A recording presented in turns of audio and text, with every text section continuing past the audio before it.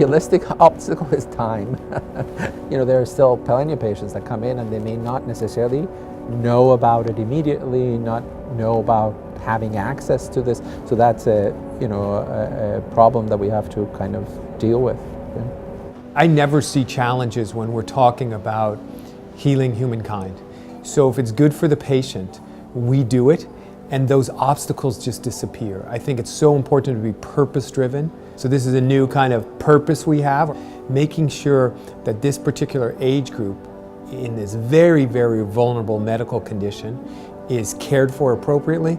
There are no obstacles. I mean, we just get it done. That's at least my philosophy. There's one thing to be said about medication administration. Well, anybody can do that, but it's the care and the passion that goes along with it, and the idea of being willing to listen attentively to that patient, absorb what they're saying, and then gauge their practice based on what their needs are is phenomenal. I describe young people as tribal anyway, and they relate well to each other, and that brings about, a healing process in itself.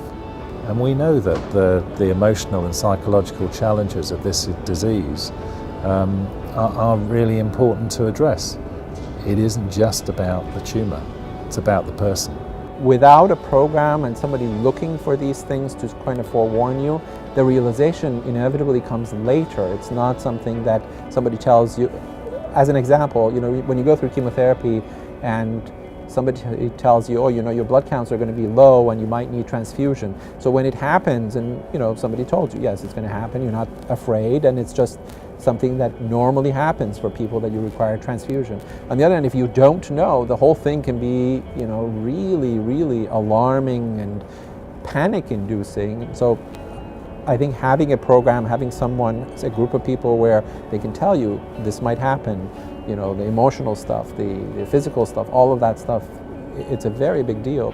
And I think it's our job to that's where the engagement comes through, as to how we can build their awareness that you do have strength within yourself, you do have the ability to rise above what's happening, and you know what? You do need to know exactly what we're doing, when we're doing it, and what it's going to do to you.